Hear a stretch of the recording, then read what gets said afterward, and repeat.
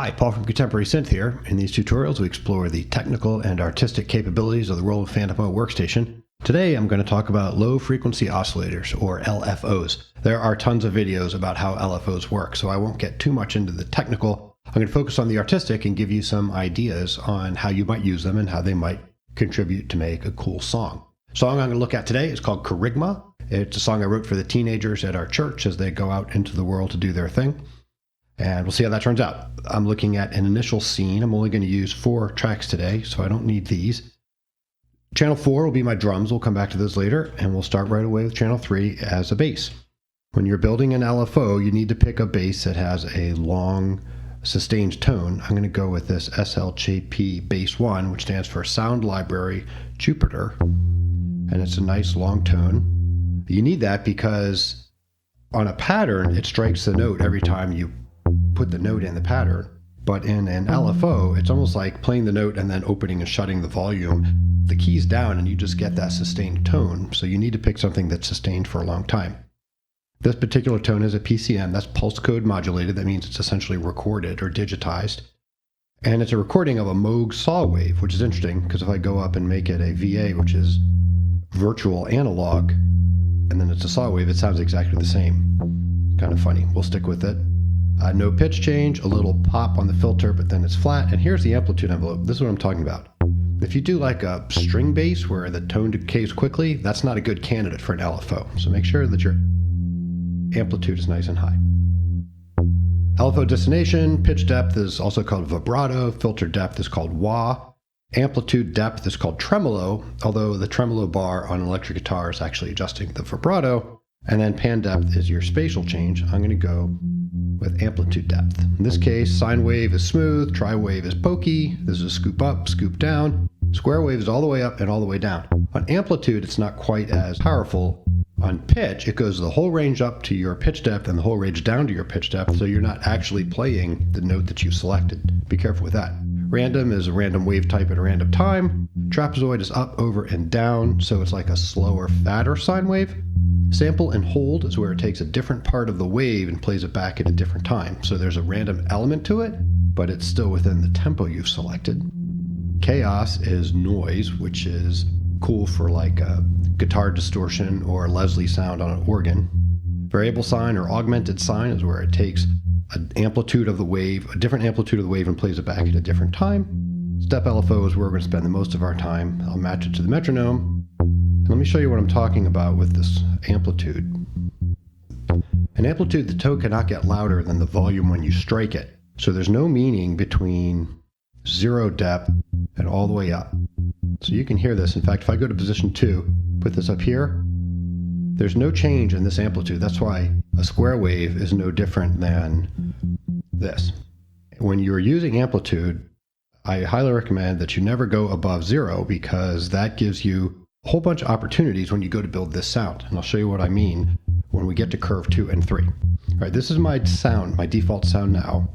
I have 16 16th notes, so I'm looking at one measure with a note and then a rest and then a note and then a rest.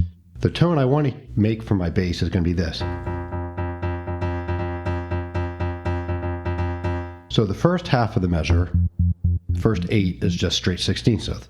On the second one, the second 16th note is going to be cut short. And here's where we see the magic of why you only need to go halfway up or down. Curve 2 is a 30-second rest and then a 30-second note. And curve 3 is the exact opposite. Curve 2 and 3 give the opportunity to subdivide that box into 2. That's the only place you can do it. Curves 4 and 5 put it into triplets, which is not going to be as handy. There's a time for that, but this is what you want. And also, if you go all the way up, you'll see that this doesn't work because that all sounds exactly like a curve 1. So you go halfway down, and that gives you the ability to go exactly double your rate here. So back to my tone. Oh, notice it doesn't start at the beginning. If I do the key trigger switch, then it starts at the beginning every time. For my next tone here, I want a curve 1 here. Put that back up to 0, and then bring this down. And that's what we want. So I just need that pattern again over here. And I can never remember if I want curve 2 or 3, so you just try it until you get the one you want. And that's it. I will put a curve 3 here also and get a dotted 16th of that sound. Nice. Okay, what I want to do now is go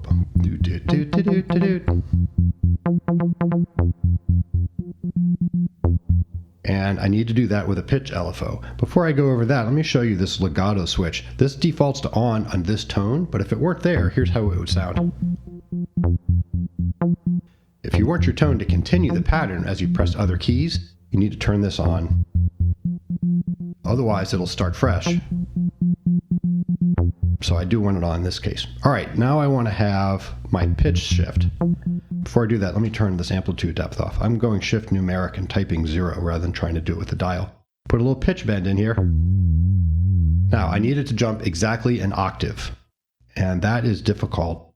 It will be a step LFO. This one's only going to be eighth notes. Where is it? There it is. Sometimes I'll tune that, let me do it this way, by setting just 2 steps. Let me put my trigger on. I want it to sound like this. And going back up to my destination, adjusting the pitch depth until it's an octave.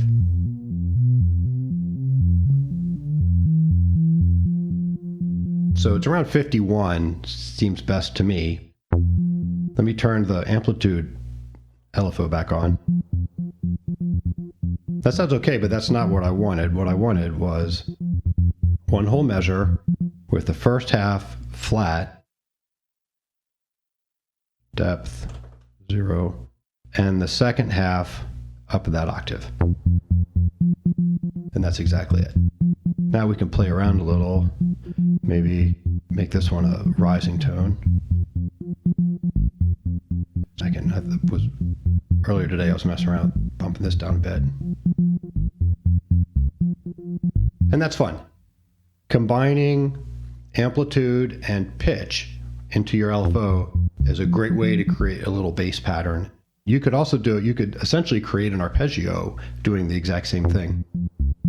And let me give you an example of one that I was messing around with. It's kind of fun. If you go save something as initial tone and then change its rating, then you can bring it right up on the favorites. And check this out. Guess I gotta pick it.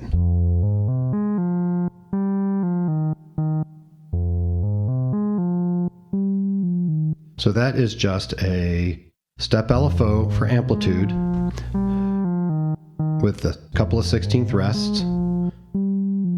And then I just adjusted the pitch depth here until the tones came to be about right. You'll notice that it's still, I used 51 again. Now, typically, you would create a pattern for this and not an LFO because you want that key strike every time. But if you were trying to treat it more like a sample and you wanted to mess around with it, that does give you some pretty cool options.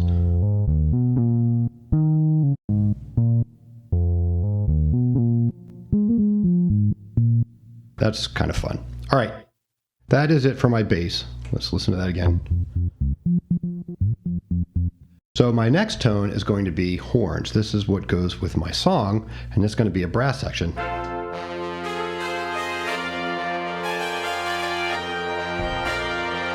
So there's a lot going on here. The basic LFO is just going to be a hold and then a triplet. It's just one measure of eighth notes. So let's see what we have here. This is a PCM, another recorded tone. I'm only looking at the first partial because I'm in the zoom mode on the left. So I see that this first partial is a trumpet section and a tenor sax. There's a little pitch bobble at the front, which is fine, an attack on the filter, and then the amplitude is nice and high. I will back the amplitude down a bit, and that gives the initial key strike a little more volume because I'm going to play these little riffs on top. I'm going to use amplitude depth. I'm going to step LFO. This one can be eighth notes. And I'll turn my key trigger on. And this one's only going to be one measure, as you can see, and it starts with a dotted eighth, and then triplets. And the way I'm going to do my triplet is there's my first strike, and then the second one is going to be either a curve 2 or curve 3. Oh, it's going to start here. There you go, curve 2 here, curve 3 here, and that's it. Now that would work, except I can't hear the difference between the end of the pattern and the beginning of the pattern, so I'm going to make this one also there. And I'll add a second LFO with just a little bit of this filter and some pan depth. And it gives us some shimmer.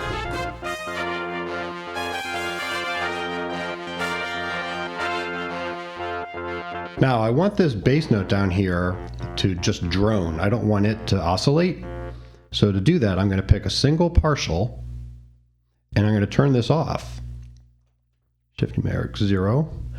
And this one I can go shift decrement. Decrement. So the good news is that partial is not oscillating. The bad news is the other 3 are, and I can change that in the keyboard section, which I have to go to Pro and see all 3 at the same time. Here's keyboard. And instead of going all the way up to the high G, I'm just going to have, or starting all the way at the bottom of the keyboard, I'm going to have them start right here. So the good news is those guys are not sounding, but the bad news is this resultant tone is awful. Actually, and I can't even hear it because it has a key velocity range of 80. So I have to hit it at least 80 hard to hear it. I'm going to back that down so it's in all the time. All right, let's go ahead and change that tone. Right now it's a trumpet 3 mezzo forte. Let's see what else they have. They have a trumpet 4. For some reason they have a Harmon mute, which is an option, I guess. Trombones can get that low, but that's not where they should be. A tuba is perfect for that. And if I go back to the zoom section, I can even adjust its volume.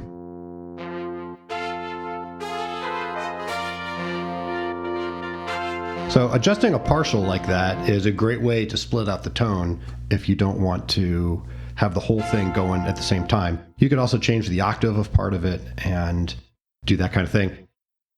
When you go to save this scene, the tones will not save. So if I go write scene, I get this note, this will discard your edited tone, and we don't want to do that. So if you do want to save the tone, you'd go to write tone, and then it'll give you the opportunity to save it somewhere, and be sure that you do that. And again, if you mark it with the rating, then you can find it later. All right, let's go back to the tone, and there's one more thing I want to do. I'm going to play it with these little riffs on top. But I don't want the riff notes to sustain at the same time I'm holding down my chord, and I have to hold down the chord to get the oscillator that I want. So the way I'm going to be able to hold this part down and make this part staccato is with the sostenuto effect. Sostenuto is, frequently it's the middle pedal of an acoustic piano, and it holds the felts of the notes that when you press the pedal down, and then it allows these notes to continue to be staccato unless you play a note that happens to be in the sustained chord. And I'll show you what I mean. If I hold down shift and press my hold pedal, nothing happens. But if I put my hold pedal in the control 2 slot, now I can go shift and press it, and that menu comes up. And I'll hit enter and scroll down, and sostenuto is an option that's in here. And now if I hold down, I'll show you when I press the pedal. So it's sustaining, but these notes are staccato, but these notes are sustained because they're in the chord.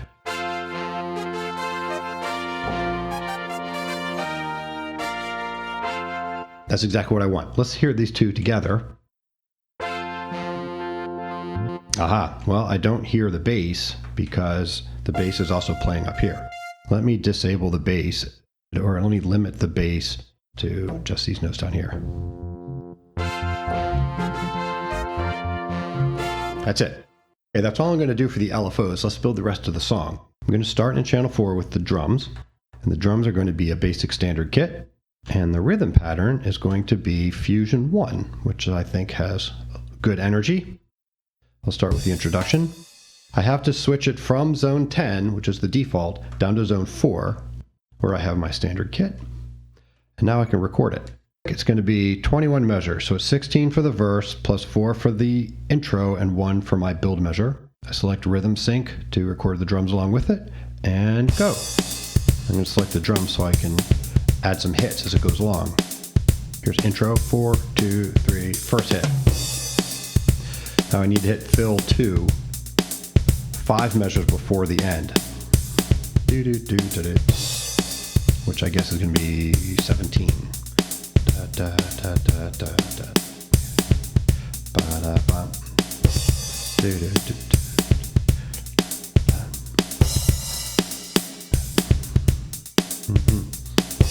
There we go. Do do do. 22, 21. Perfect. Let's put the instruments in here. So it's going to be selected zone 2 and 3. Let's record the verse. No click. 21. I'll turn the grid on even though I never get it quite right. I don't need a wait note because I have the introduction. Go.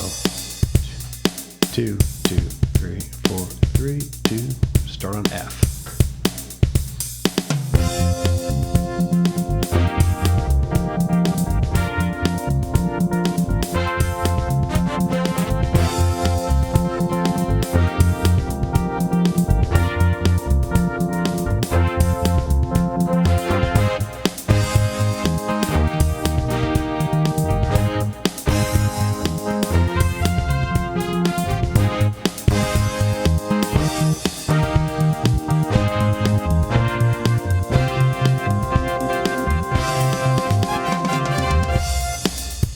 Nice.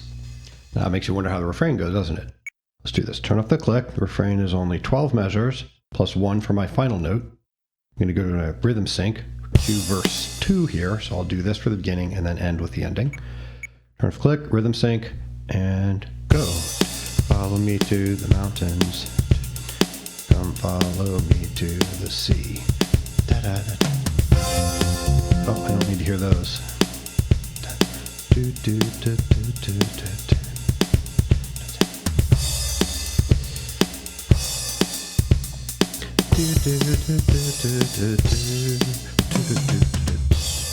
All right. Now these are still going. They are still going because I ended the first pattern with the sostenuto pedal down. We saw this happen also when I was using a pitch bend. If you end your pattern with the controller down, then the system gets confused and it doesn't know when to release the controller. So in this case, I need to hit shift and panic, and that will stop it. When I play the pattern for real, the verse pattern will go into the refrain pattern where there is a stopped pedal, and it'll clean itself up. Let's put down the refrain on my instruments. No click, 13. Now this one does need a wait note because I'm coming right in on it. And here is the refrain.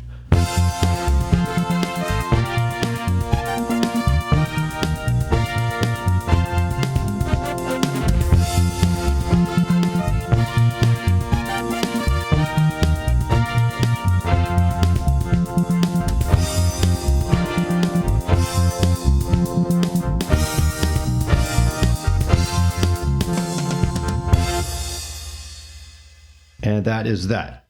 So to play it, I will be playing the piano over here. Let me group these quickly. So I'm looking at grouping these quickly. Looking at the refrain, so I'll set that one first. Okay. And then I'll come up here. Set my verse. Now I can go to group. My verse was 21. My refrain was 13. Make a song, add. I'm almost ready to play. I'm going to use my Control 1 pedal to start the song, so Shift Control 1. And I happen to know it's number 99, so I'll go Shift numeric 99.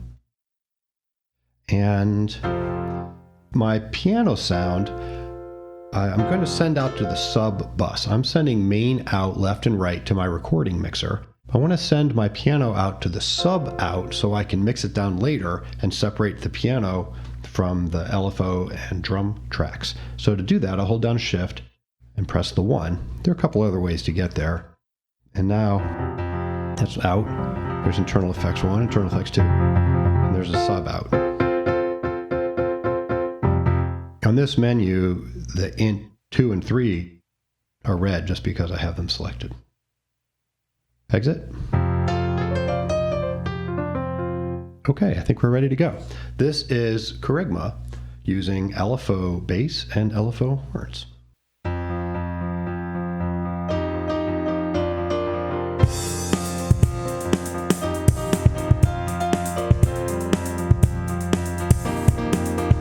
When our church was born, Jesus gave us a mission, spread the good news of the Lord. We are called to serve, called to witness His vision. We are the hope for the world. And it's time now for a new life beginning. And it's time now to believe. For a voice calls from the land of the living. It's the voice of the risen Lord. Follow me to the mountain.